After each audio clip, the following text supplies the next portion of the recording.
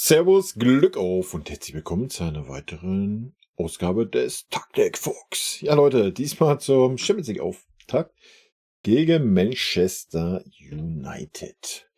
Ja, die Aufstellung gebietet sich ja fast von alleine. Ulle natürlich in der Butze. Da gibt es ja nichts groß drüber zu diskutieren. Ja, gut. Wir haben ein paar Entscheidungen zu treffen. Ich mache mal, wie meine Aufstellung wäre. Und dann mache ich euch gleichzeitig rein, wie es sehr wahrscheinlich sein wird. Ich denke, Tuchel wird nicht auf den Leimer verzichten, weil Leimer sehr überzeugend gespielt hat, meiner Meinung nach. Wenn doch, würde es mich sehr überraschen. Aber sehr wahrscheinlich wird Leimer Rechtsverteidiger spielen und nicht Kimmich. Bei mir wäre es aber umgekehrt. Ja, bei mir würde ein Goretzka spielen und ein Leimer. Ja, man könnte sogar drüber nachdenken, ob man nicht sagen würde, man würde mit einer Dreierkette spielen, aber würde den Rahmen komplett sprengen. Bei mir würde, wie auch letztes Mal, einfach schon mal De Ligt spielen. Die Argumente dafür habe ich in den letzten beiden Videos ausführlich dargelegt. Wir brauchen einfach einen Anführer dahin, der die Viererkette ordnet. Ja. Weil wenn Kimmich Rechtsverteidiger spielen würde und das hinkriegen würde, könnte man natürlich auch sagen, ja, lass Kim weiterhin spielen für De Ligt. Ich traue aber De Ligt das am ehesten zu von unseren 3 Innenverteidigern, die wir aktuell haben. Und deswegen würde ich auf De Ligt setzen und nicht auf Kim.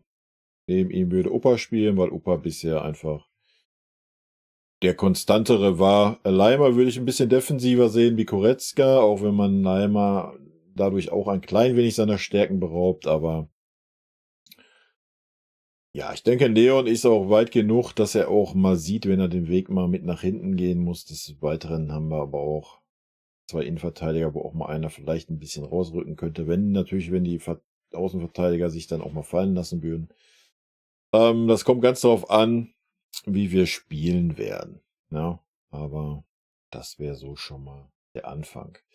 Ansonsten, ja, ich gehe davon aus, dass halt hier ein Kimmich spielt für einen Leimer. Ja, also müssen wir nicht drum herum reden. Ich gehe auch davon aus, dass ein Kim für ein De Ligt spielt. Bei mir wäre es aber halt einfach so rum. Als nächstes würde bei mir ein Tell spielen.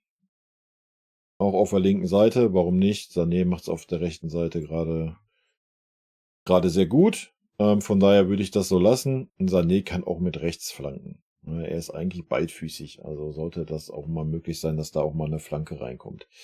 Ansonsten kann das natürlich auch ein Kimmich machen. Ja. Also als Verteidiger, wenn er nachrückt, kann er natürlich Flanken schlagen. Ist ja immerhin unser Eckengott. Also sollte er auch mal eine Flanke schlagen können. Ja, das nur meine Meinung. Kane stellt sich von alleine auf. Ja, die einzigste vakante Position, die wir jetzt haben, ist die 10 und da würde ich mit dem Müller beginnen. Ja. Können das natürlich auch so hinstellen. 4-2-3-1, unsere Standardaufstellung, die wir seit 300 Jahren spielen. Julian Nagelsmann hat es ja mal versucht, eine Dreierkette zu etablieren, was eigentlich auch fußballerisch wirklich gut zu sehen war. Problem daran ist, dass uns dann halt der defensive Sechser fehlt, um in der Dreierkette ordentlich spielen zu können. Ja, da müssten wir schon mit einer Fünferkette spielen, wo die Außenverteidiger dann sich genauso verhalten wie eine Viererkette. Ja, dann könnte man das machen. Ja, klar, hier brauchen wir nicht drum herum reden. Musiala, erste Wahl.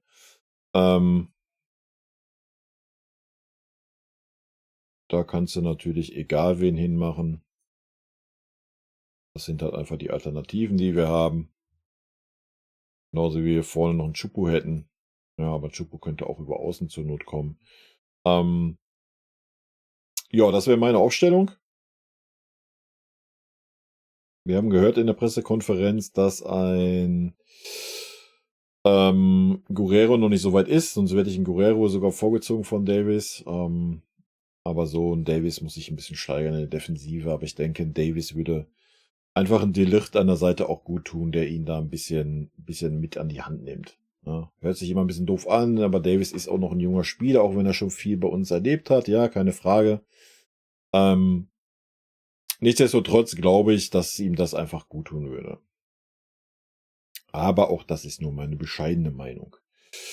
Ja, wie wird die Aufstellung aussehen? Die Aufstellung wird aussehen: Davis, Kim, Upper, denke Leimer. Mittelfeld wird Kimmich, Goretzka sein. Die 10 weiß ich nicht. Ich bin gespannt. Ich gehe eigentlich davon aus, also normalerweise müsste Müller anfangen.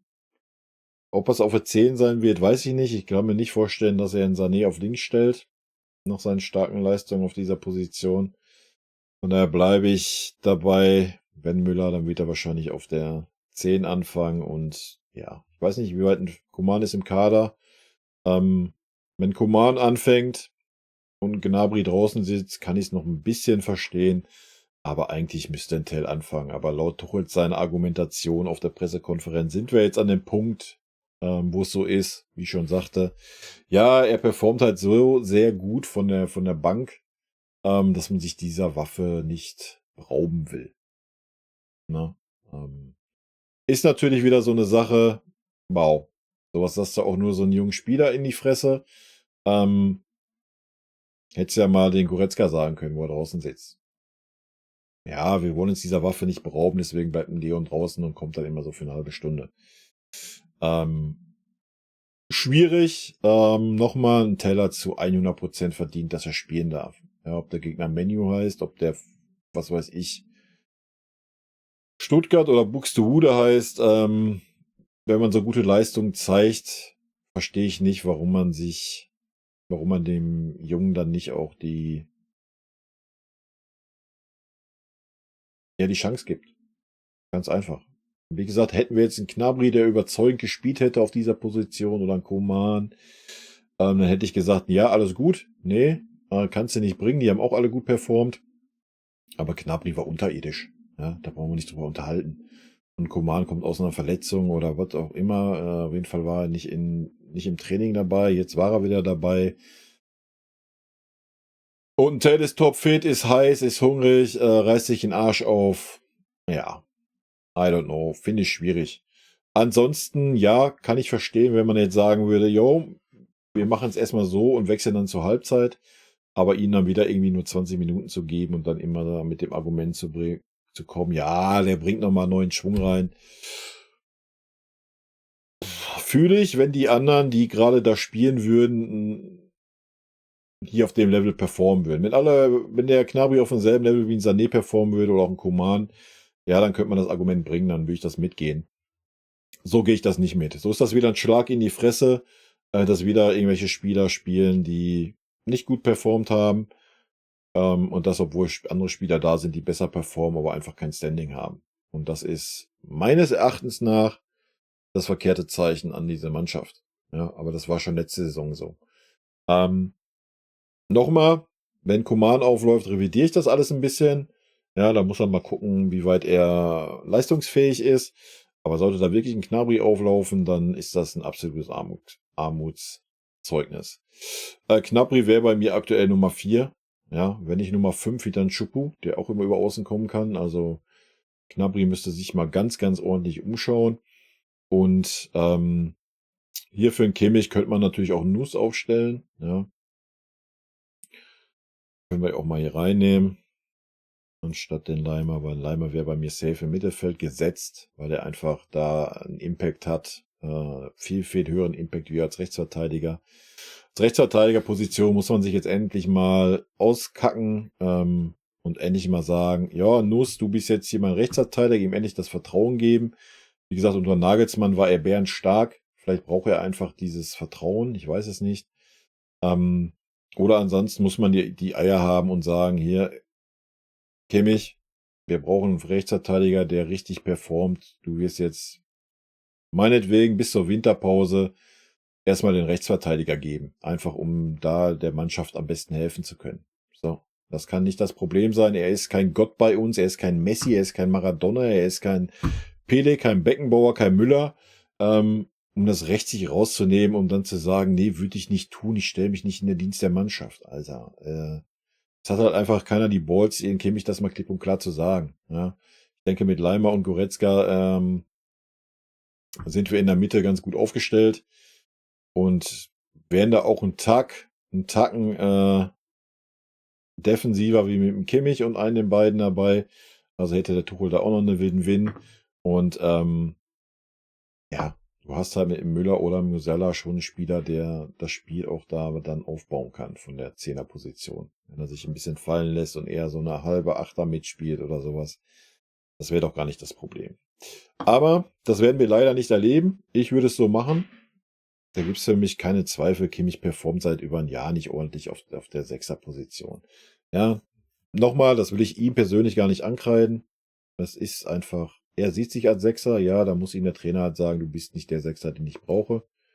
Und von daher spielst du bei mir als rechter Verteidiger." Und das würde ich tun. Punkt. Da gibt's auch nix zu diskutieren. Ja, er hat sich zu fügen wie jeder andere Spieler in diesem Kader auch. So, fertig, ja? Wenn jetzt, du könntest jetzt wahrscheinlich zu Harry Kane gehen und sagen: „Hey, weißt du was, du musst dieses Spiel mal über links kommen, weil wir haben sonst keinen und der Tell muss nach vorne rein." Ja, meinst du, da würde ihm Zacken aus der Krone fallen? Oder Müller, Musiala oder sonst wen? Ja, Musiala musste schon oft genug die 8 spielen, also, es gibt nur einen Spieler in diesem Kader, der sich das erlauben kann und warum, wieso, wissen wir alle nicht und, wild. Aber gut, vielleicht performt 'n Kimmich ja jetzt mal wieder gut. Ist ja Champions League, da ist ja immer alles 'n bisschen anders. Ich bin sehr gespannt. Das wäre auf jeden Fall meine Aufstellung und, ja, abgesehen von Davies wäre das auch so meine Aufstellung für die kommenden Wochen, ne? Maja Müller, Musiala kann man variabel halten, ja, bin ich komplett dabei. Davies, Guerreiro kann man auch mal gucken. Ansonsten, je nachdem, wie die Mannschaft klarkommt, wäre ich noch mit dem System mit 'ner Fünferkette dabei. Problem ist, dass wir uns der beraubt haben, indem wir nur 3 Innenverteidiger haben. Ja, wenn da einer nicht mehr kann, einer ausfällt, wird's halt schwer, hast du nur den Buchmann.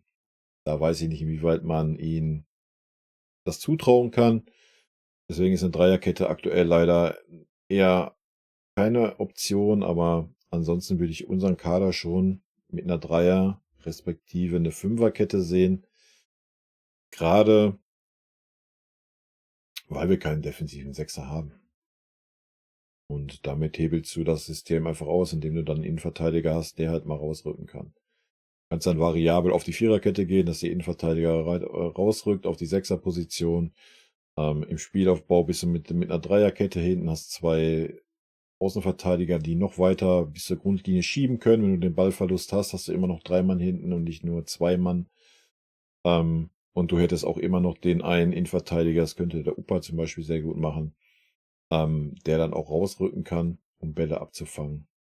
Ja, klar, du hättest dann im Mittelfeld nur einen und keine 2. Müsstest dich dann also entscheiden, ja, zwischen Leimer, Goretzka, Kimmich. Aber da könnten Kimmich halt auch auf der rechten Verteidigerposition spielen und du würdest, in der Mitte den Leimer hinstellen zum Beispiel. Ja, das wären so Gedankengänge, aber ist halt schwierig, wenn du da nur 'n Buchmann als Alternative hast. Also, von daher, dann wird's Minimum bis zur Winterpause bei 'ner Viererkette bleiben. Ja, in diesem Sinne, Leute, das sind so 'n bisschen meine Gedanken. Das ist, wie ich es aufstellen würde. Die Aufstellung wird nicht passieren, aber darum geht's ja auch nicht. Das wären meine Vorstellungen.